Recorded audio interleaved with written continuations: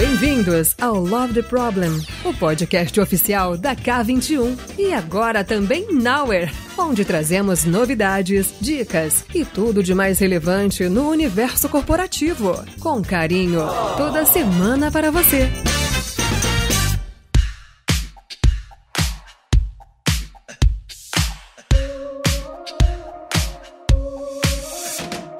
Fala galera, tudo bem? Estamos aqui em mais um videocast da K21 e esse conteúdo também vai ser transmitido pelo Love the Problem, que é o podcast da K21 Nowhere. E hoje eu tô com 3 pessoas aqui muito especiais, é uma super oportunidade estar conversando com elas, que vão ser os nossos 3 keynotes do SG Rio 2024, que vai acontecer no dia 1, 2 e 3 de agosto aqui no Rio de Janeiro, cidade maravilhosa. Então, esse tão aguardado momento aqui é pra gente conversar um pouco com essas pessoas, entender um pouco quem são elas na fila do pão, o que a gente pode esperar dessas palestras de keynotes lá nesses 3 dias que estaremos juntos. Tenho certeza que tem muita gente que tá ansiosa, esperando por esse momento, ouvir aqui um pouquinho de spoiler, quem são vocês, conhecer um pouco mais para além do LinkedIn, né? Porque senão basta olhar lá no LinkedIn, mas a gente quer ouvir um pouquinho de vocês, das histórias, da energia que vocês vão trazer e saber um pouquinho do que vocês vão contar pra gente, o que vocês vão compartilhar com a gente nos momentos de keynotes de vocês, o que vocês vão brilhar lá no palco pra galera. E também a gente queria aproveitar esse momento aqui para bater um papo com vocês um pouco sobre esse universo todo de experimentação, de transformação a partir do aprendizado, né, que é o grande tema do SG Rio desse ano, né, o nosso fio condutor ali do evento. E a gente vai querer ouvir aí algumas histórias de vocês com relação a isso, né? Que a vida, né, as dores e as delícias que a vida pessoal, profissional já mostrou aí pra vocês e que trouxe bastante aprendizado e a partir disso, né, trouxe também oportunidades de transformação de vocês como pessoas e do universo de trabalho, do universo de negócios para gerar mais resultados, enfim, trazer novidades aí pro dia a dia de trabalho de vocês. Muito bem, eu sou a Fernanda Magalhães, sou consultora aqui na K21 Nowhere, instrutora também, então começo me apresentando. Já estive aqui em alguns videocasts e podcasts também do Love the Problem, então sou figurinha repetida aqui, algumas pessoas já me conhecem. Vou começar então passando a bola pro Eduardo Tomaskin, que vai ser o nosso primeiro keynote no primeiro dia. Eduardo, conta um pouquinho pra gente quem é você. Se puder dar um spoiler aí do que você pretende trazer na sua palestra. Então, tá bom. Muito obrigado, Fernanda. É um prazer estar aqui. Primeiro que vai ser um prazer também ser keynote no SG Rio. Eu já fui antes assistir, né, como participante. Então, dessa vez, tá do lado de cima do palco. E vou contar um pouco até porque como cheguei nesse mundo, né?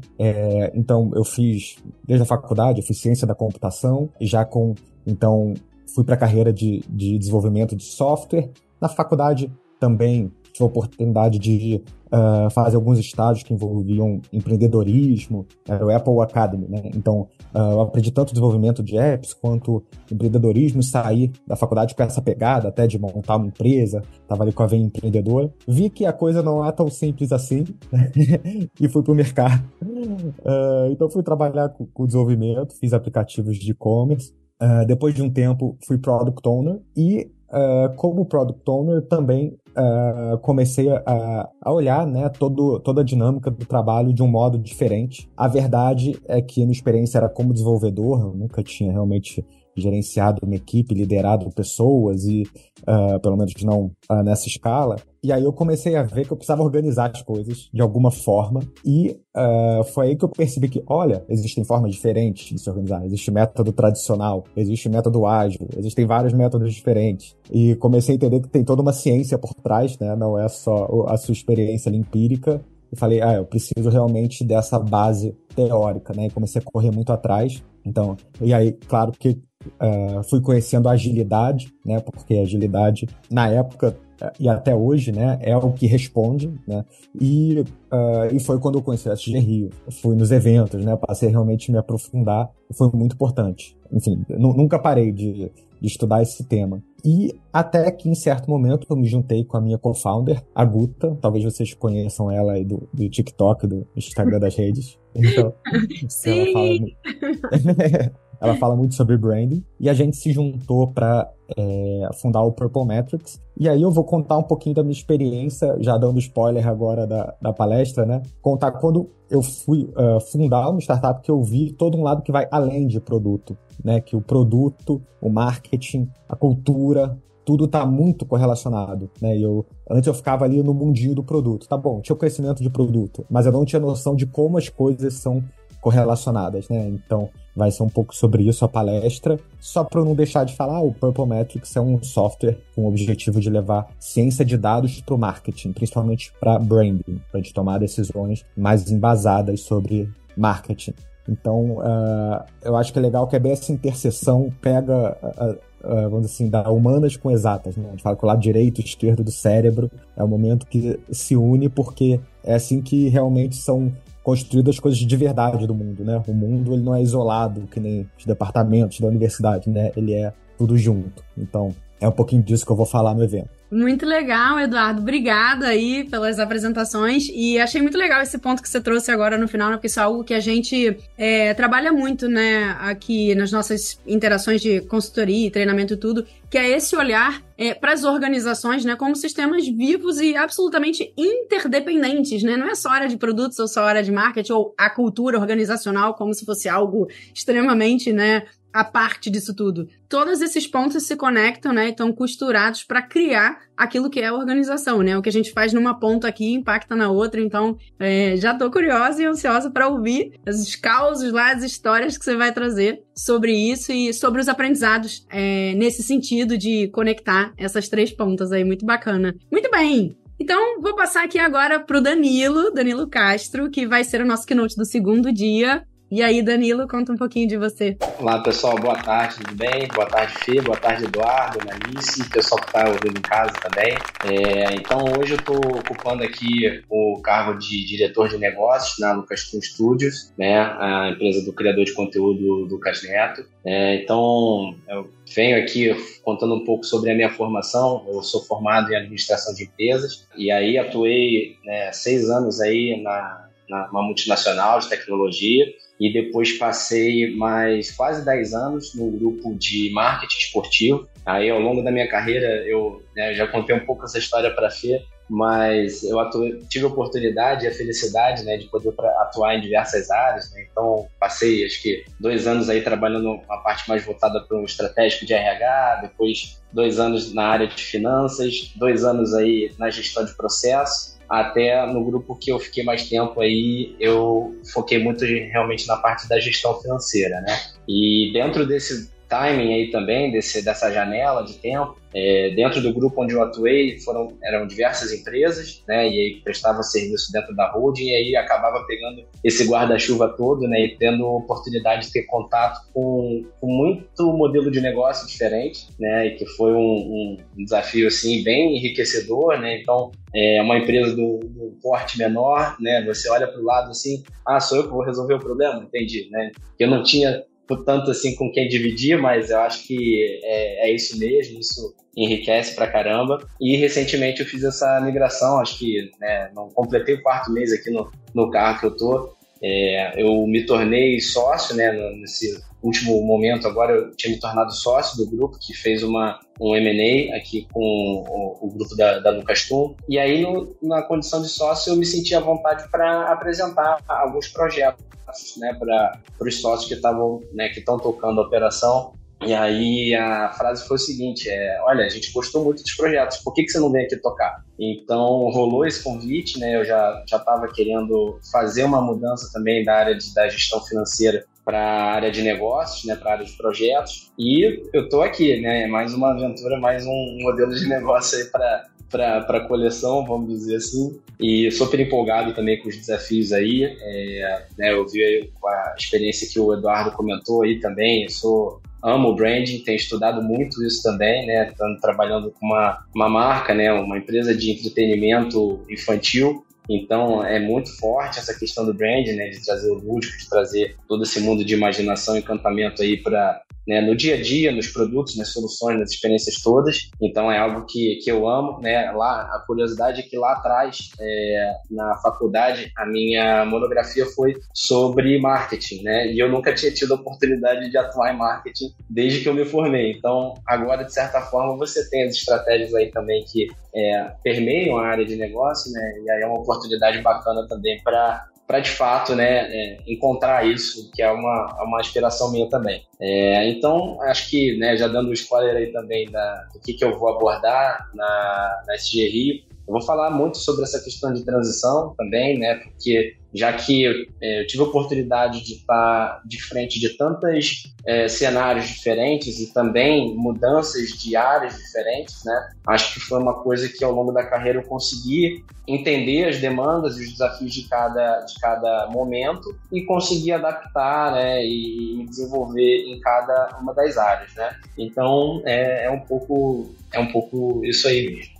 Obrigada, Danilo. Ouvi aí um pouco na tua fala também muitas experiências de experimentação, né? Foi uma atrás da outra, e agora num lugar, né, de desenvolver novos negócios e tal, na empresa onde você tá, aí é que eu chamo de chuva de experimentação para trazer novas oportunidades, né? Enfim, para explorar outras frentes de negócio. Acho que vai ter até lá, o SG Rio, você ainda tem mais um tempinho aqui pela frente, né? Acredito que você, pelo dinamismo do negócio, ainda vai ter ainda mais histórias aí reais para contar lá pra galera. Então, muito bem, obrigada. Analice, vou passar para você, então, nossa keynote do terceiro dia 3 de agosto. Conta aí um pouquinho de você. Oi, gente. Primeiramente, é um prazer estar aqui. Muito obrigada pelo convite. Fernanda, K21. Olá, Danilo. Olá, Eduardo. Eu sou Analice Suete, né? Atualmente estou como especialista em agilidade na Globo.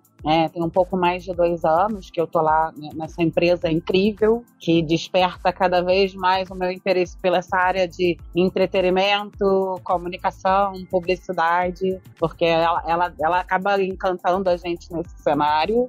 Comecei minha trajetória há um pouco mais de 10 anos atrás, sou formada em administração de empresas. Primeiro trabalhei com gestão pela qualidade total, na época que as ISOs foram um boom do mercado, onde todas as empresas queriam uma certificação de processo. E aí trabalhei numa distribuidora de energia elétrica, olhando para esse processo de qualidade. Naquele momento eu achei que era o que eu queria fazer para sempre da minha vida profissional, até que um belo dia eu recebi uma oportunidade para trabalhar numa seguradora e lá, mas aqui você vai fazer uma coisa que não tem nada a ver com o que você faz aí, é completamente diferente. E aí eu me deparei no universo de gestão de projetos, né, e olhando muito para a metodologia PMBOK, nunca tinha ouvido falar, nunca tinha estudado a respeito, então vamos estudar, vamos conhecer. Tinha conhecido um pouquinho o que eu fazia, MBA pela de gestão pela qualidade total na época. Então eu tinha um módulo que falava sobre gestão de projetos, mas algo bem superficial. E aí mais uns 2 anos para frente eu conheci a agilidade através da K21. Alguém foi fazer um curso de Scrum Master e me chamou, vamos lá, vamos fazer para você ver como é que funciona, você ver como é que isso é legal e tal. E eu fui. E aí foi o primeiro framework que eu tive contato, né, que foi o Scrum. E fiquei aí completamente apaixonada e já cheguei no meu primeiro dia de trabalho, depois de treinamento, achando que eu ia dominar o mundo. Que eu queria fazer tudo com Scrum, que eu queria fazer tudo em sprints, e eu comecei a deixar a galera de projetos de cabelo em pé, porque a galera estava acostumada com aquele método tradicional de gestão de projetos. E aí, à medida que eu fui adquirindo experiência na área, eu falei, gente, mas não é assim que funciona. Antes da gente falar de métodos e práticas, a gente precisa falar de valores e princípios, a gente precisa falar de cultura, a gente pode pegar um pouco de cada e juntar e criar o nosso próprio framework ou método com base no nosso contexto, com base naquilo que a gente entende que é resultado, que é valor, e aí com base nisso eu fui construindo minha carreira. E como sou uma grande entusiasta de agilidade, eu comecei a trazer isso para minha vida pessoal. E aí o primeiro experimento pessoal que eu fiz foi o Kanban com o meu filho, para controle de tarefa escolar e tarefas dentro de casa, né? Então a gente tinha daily, a gente tinha retrospectiva. Ele tinha um pouco mais de 10 anos, hoje ele está com 17 anos. Então a gente foi fazendo isso e funcionava muito bem. A gente usava um quadro físico, depois a gente foi para o Trello, porque ele estava entrando nesse universo de celular, tablet. Então mexer aqueles cartões ali dentro do tablet para ele ficava mais prazeroso do que papel na parede. E aí, não diferente disso, e já entrando um pouquinho aí, dando um spoiler, né, do meu papo, que eu vou bater lá no keynote do SG Rio, o ano passado eu descobri que eu estava com câncer de mama, e aí no primeiro momento a gente entra num nível meio que desespero, e agora o que será do meu filho, o que será da minha família? porque a gente acha que a gente vai partir dessa para outra. E aí depois eu falei, cara, eu sou agilista, eu trabalho com gestão de mudança, eu trabalho com adaptação, eu trabalho com colaboração, eu trabalho com espírito de equipe, com transparência. Calma aí, cara. Deixa eu olhar para esses valores e princípios que eu tanto prezo e trazer para o meu tratamento e para o meu combate, porque eu tenho certeza que eu vou ficar curada e que eu vou enfrentar. Então é sobre isso que eu vou falar no SG Rio, como que eu trouxe os princípios e os valores da agilidade para ajudar no meu tratamento contra o câncer de mama. Sigo em tratamento ainda, mas agora já no final já do tratamento, e para trazer a mensagem de que muito mais do que valores e princípios de agilidade, o autocuidado também é super importante, e eu consegui fazer um casamento quase que perfeito desses dois universos. Então é um pouquinho sobre isso que eu vou contar aí. Gente, eu tô emocionada com essa palestra, que eu já tô assim, meu Deus, tem que avisar pra todo mundo preparar os lencinhos, tenho certeza que vai ser emocionante, meu Deus, já tô... Nossa, que oportunidade poder ouvir você falando sobre isso, e é algo que a gente reforça muito aqui, né, pra todo mundo que tá ouvindo a gente, Annalise, então, que já fez aí treinamento com a gente, sabe disso. Agilidade, pessoal, é um meio de vida, né, vamos dizer assim, é uma forma de pensar que é muito para além do Scrum, muito para além de um método ou de uma prática ali que a gente está usando no dia a dia. A gente fala tanto sobre isso, e ouvir o seu relato vai ser, tenho certeza, muito incrível para mostrar como que realmente é uma forma de você enxergar a vida. A gente é muito bom, enquanto ser humano, em se adaptar continuamente, né, a tudo que o ambiente apresenta pra gente, né? Não à toa, a raça humana está aí até hoje, né, se reinventando cada vez mais. Enfim, mas a gente é muito bom nesse lugar de adaptação. Pra nossa vida pessoal, das coisas que a gente tem pra fazer no dia a dia, né? Qualquer adversidade que acontece aí, o que a gente faz? A gente dá um jeito, a gente encontra uma outra forma de fazer e resolver os problemas. Por que não a gente vai trazer essa musculatura e esse olhar cada vez mais pro mundo do trabalho também, né? Parece óbvio quando a gente fala, mas não é bem assim que acontece na prática, né? Eu posso complementar isso? Por favor. Realmente acho que vai ser muito inspirador. E uma coisa assim, eu achei muito legal que você falou, que realmente trouxe esse lado profissional para encarar, vamos dizer assim, encarar de uma forma um pouco mais fria a situação, né? Não só ficar ali na emoção, no sofrimento, e realmente, o que eu tenho controle, o que eu posso fazer, né? E fazendo um paralelo, assim, eu acho que esse pensamento também ajuda no trabalho, assim, né? Porque quando a gente tem problemas lá, às vezes a gente fica muito sofrendo por causa dos problemas, e a melhor coisa que você tem que fazer é, calma aí, o que eu posso fazer para melhorar? Aonde exatamente está dando problema, né? Não sair fazendo mudanças aleatórias, mas realmente qual é a raiz? Onde exatamente está o gargalo, né? Se tem uma insatisfação, calma, da onde exatamente vem a satisfação? Quando você vai investigando ali, você consegue realmente atacar a raiz do problema, e sem sofrimento, né? Geralmente, às vezes o problema é menor do que parece. Não, e isso conecta muito, né, com um ponto aqui, né, que a gente até tinha separado para falar, que tem a ver com o lugar de tentativa e erro. O aprendizado, principalmente num processo como esse, gente, aí leve para sua vida pessoal, leve para sua vida profissional, é um eterno e um constante aprender, né? E a partir de um aprendizado, dei um passo, foi tudo certo, deu um resultado, né? Melhorou alguma coisa, mexeu algum ponteiro? Mexeu, legal, então vou continuar fazendo isso daqui. Deu um outro passo, fez uma outra tentativa, o que não deu certo, né?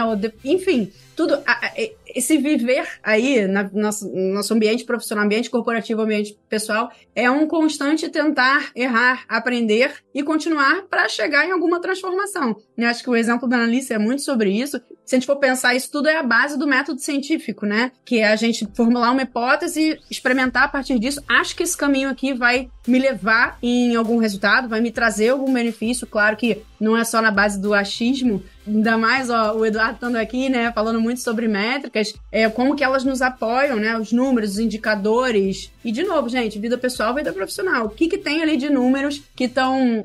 o que está no cenário, né, informando pra gente qual é a melhor próxima tentativa que a gente pode ter, a fim de buscar um resultado, né? E as tentativas e erros geram dados, né? Quanto mais tentativas e erros você faz, mais você tem dados de qualidade para você poder pensar sobre o futuro. Mas eu acho que tem um passo anterior que eu costumo falar muito, né, com as minhas equipes, com meu filho, né, que como eu já falei, eu vou falar sempre muito dele, tá, gente? Porque como uma boa mãe coruja que sou, né? Então, mas eu acho que o primeiro passo é vamos experimentar. Porque eu acho que existe uma certa resistência no mundo corporativo e até na nossa vida pessoal, da gente sair do nosso status quo, ir para um status novo, para algo diferente, experimentar algo diferente, mas que a gente acredita que é uma boa possibilidade, a gente quer validar uma hipótese. Então, quando a gente dá esse primeiro passo, né, e a gente vai com medo às vezes, mas aí a gente não deixa de tentar por conta do medo, a gente começa a identificar um leque de opções muito maior do que aquele que a gente enxergava dentro do nosso status quo. Então, quando a gente vai falar de agilidade dentro das empresas que não trabalham com isso, ou que se concentram só na área de tecnologia, e você vai levar para uma área, por exemplo, de produção de conteúdo, e você fala, cara, isso pode ajudar a melhorar o seu resultado, isso pode ajudar a melhorar o seu processo, mas você precisa experimentar. E se não der certo, a gente experimenta de novo. E aí vem lá, né, os círculos de melhoria contínua, iterações curtas. Para a gente poder ter esse espaço de experimentação, a gente precisa pensar em processos curtos, planejamentos curtos, porque senão a gente pode ficar muito tempo experimentando também e perder o time e a oportunidade que, no caso, a gente está querendo alcançar. E na vida pessoal não deixa de ser diferente, né? Eu, atualmente, eu experimento o tempo todo, né? Mas não vou ficar falando muito aqui não, senão eu vou dar muito spoiler da minha palestra e eu quero que as pessoas estejam lá me assistindo. Mas aí, em cima do que a Analice até falou, eu acho que tem realmente, assim, né, a cultura corporativa, por vezes, ela é desencorajadora, né, porque tem toda a questão de aversão ao risco, né, aversão a isso, e as pessoas ficam também com um certo medo de se expor, né, e cá teve um erro aqui, ok, mas ele é um erro controlado no final do dia? Ele a expectativa em relação ao erro, ela está alinhada, né, para que você, beleza, isso aqui é um processo, né, a gente não vai acertar de primeira, e eu até brinco, né, por onde eu passei em termos de gestão, eu sempre falei assim, cara, não existe nota 10. Então, se não existe nota 10, vamos não sair da paralisia, do perfeccionismo e vamos fazer. Porque, beleza, eu acho que é uma constante evolução. Mas, às vezes, se você não começa com a nota 6, você não vai chegar na nota 9.9, né? Que, brincando que não existe a nota 10, né? Você tem que começar ali de alguma forma. Mas eu acho que é isso, né? Acho que o fracasso, ele não é o erro. O fracasso é quando você ou nem tenta ou você desiste de tentar, né? Então, eu acho que é muito mais você saber, de fato, medir esse tamanho de risco, medir o escopo até onde a tua tentativa e erro vai para permitir condições para você tentar. Eu achei ótimo esse gancho aí que o Danilo já acabou trazendo, que não tem nota 10, achei isso ótimo, gente, mas não vou falar isso pro meu filho não, nem fala pro filho da Analice, mas tudo bem, mas brincadeiras à parte aqui, eu acho que esse ponto que ele tá falando conecta muito com uma outra questão aqui que é altamente conectada com a adaptação e o aprendizado contínuo, né, e aquela velha história que a gente tá cansado de ouvir já, poxa, se a gente tá vivendo um mundo que tá mudando numa velocidade tão incontrolável, tão imprevisível, né, as coisas que vão acontecer e é tudo tão dinâmico e altamente complexo. Então, gente, o melhor que a gente faz é aprender o tempo todo, né? Aprender constantemente, tentar experimentar, adaptar, né? Ser resiliente no meio desse caminho e tentar sair do outro lado com algo ainda mais forte e tudo mais. Mas, olhando pra esse cenário, porque assim, falar é fácil, né? O famoso falar é fácil. Só que assim, às vezes, como o Danilo até comentou agora, né?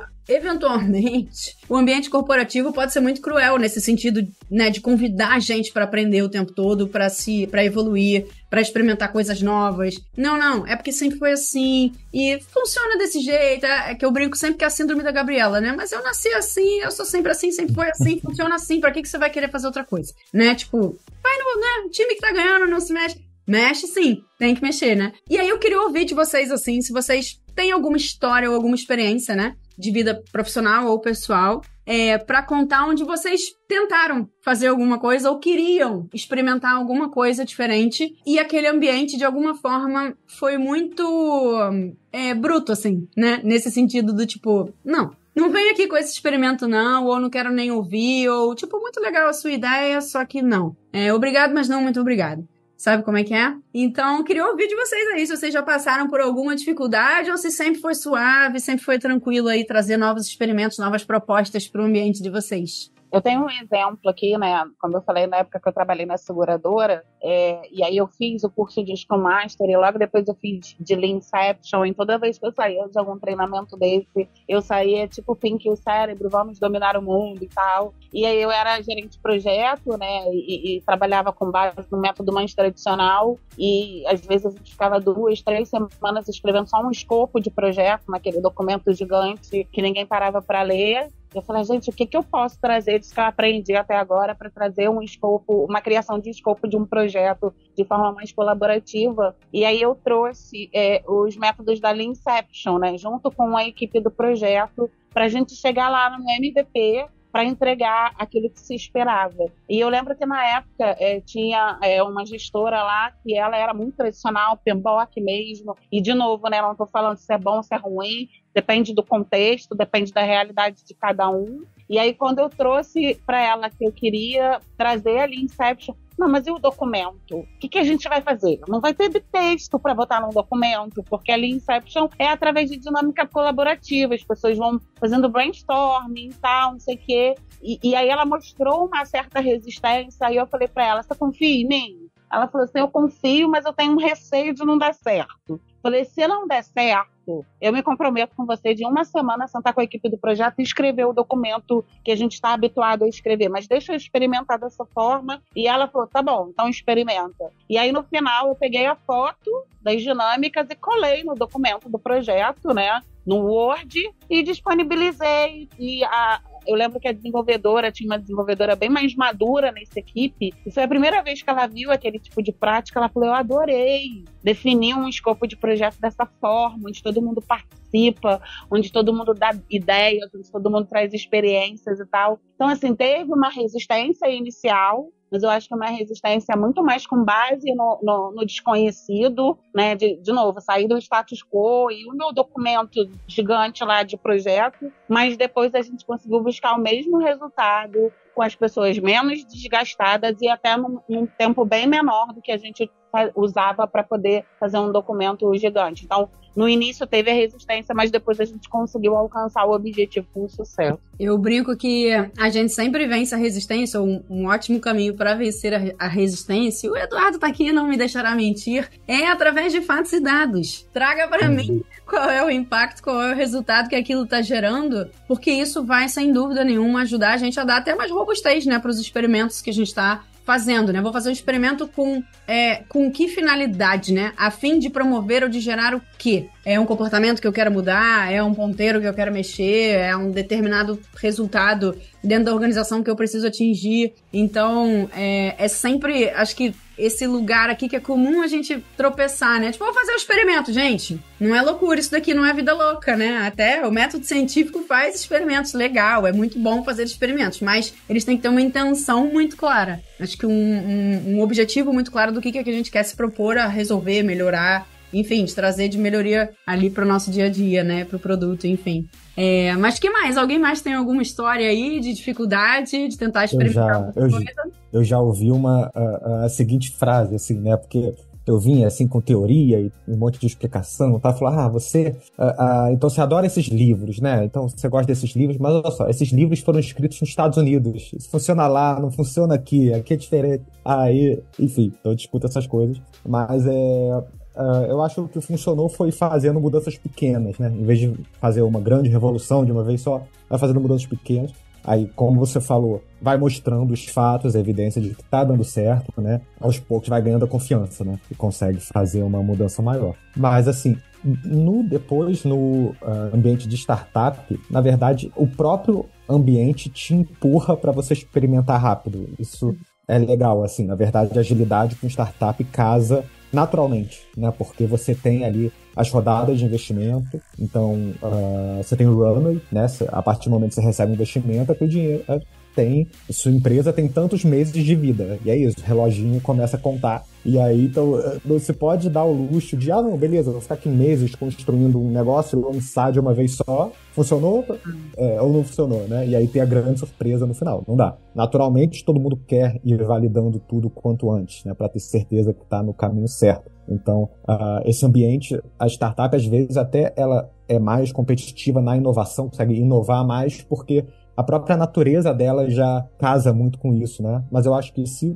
você está numa empresa um pouco maior, a questão é como tornar isso também, seu ambiente favorável à inovação também. Uhum, muito bem. Não, muito legal isso que o Eduardo falou, inclusive, e eu também sou um grande entusiasta de dados, né?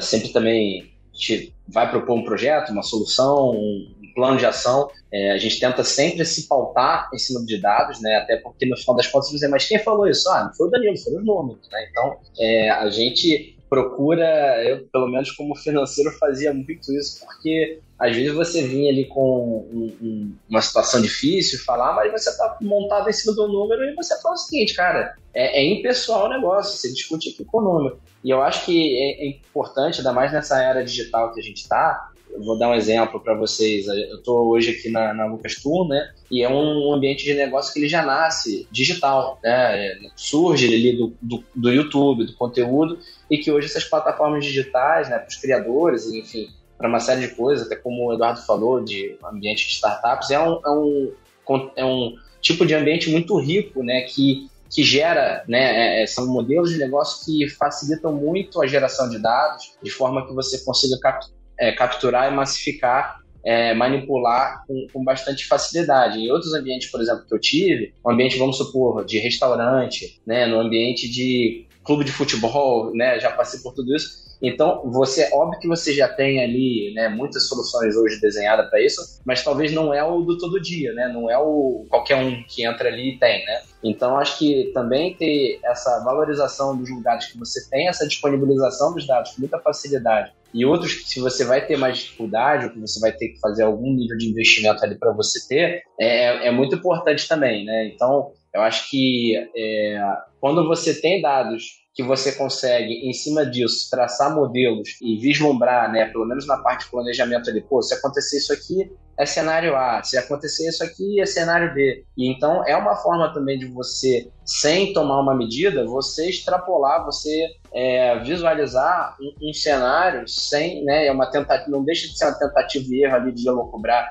um curso de ação, né, um cenário sem você de fato meter a mão na massa ou se comprometer com alguma situação assim. Então eu acho que dados também servem para você montar modelos em cima de que você pode, cara, vamos fazer um brainstorm em cima disso daqui e entender todas as ramificações que o cenário pode ter. E eu acho que é uma forma muito viável também de você testar dentro das empresas, né, dependendo do perfil de cada uma, mas acho que parte de planejamento financeiro, por exemplo, é muito isso, né? Não, perfeito. E isso que você está falando, né? Acho que só corrobora com o uso dos números, né? Dos resultados e o que o cenário está mostrando ali pra gente, para inclusive o processo de experimentação e de aprendizado rápido que a gente quer gerar seja mais assertivo. Que a gente não quer experimentar por experimentar, certo? A gente quer experimentar com um objetivo específico, a fim de aprender mais rápido, errar mais rápido também, e a próxima experimentação ser ainda melhor. A próxima tentativa ser ainda mais assertiva em busca aí de um resultado. Gente, deu o nosso tempo, infelizmente, passou muito rápido, é isso que eu queria dizer pra vocês.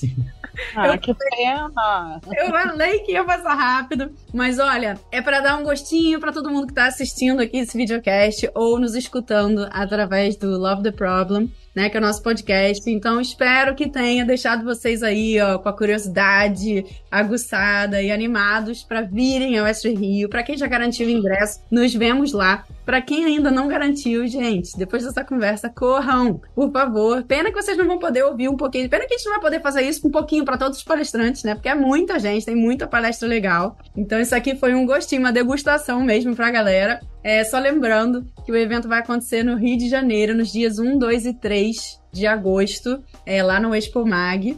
Vamos deixar o site aqui, né, para vocês acessarem depois e verem mais detalhes, grade de palestrantes e outras informações, mas já adiantando é www.sgrio.com. Então, é isso, gente. Muito obrigada pela participação de vocês. Foi um prazer conhecer vocês e nos vemos pessoalmente em breve. Obrigada. Obrigada, Fernanda. Obrigado, pessoal. Valeu, Eduardo, Danilo. E a gente se encontra lá pelos corredores da SGRIO. Com certeza. É um prazer. A gente se encontra Até lá, a gente se vê lá. Valeu, tchau, até breve. Tchau, tchau.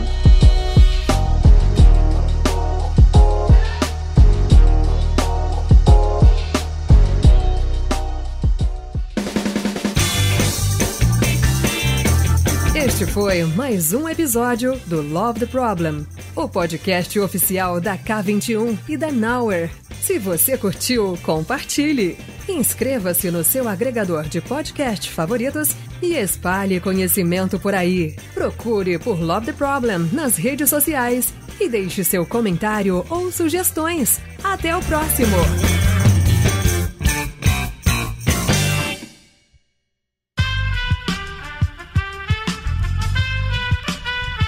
Esse podcast foi editado por Aerolitos Edição Inteligente.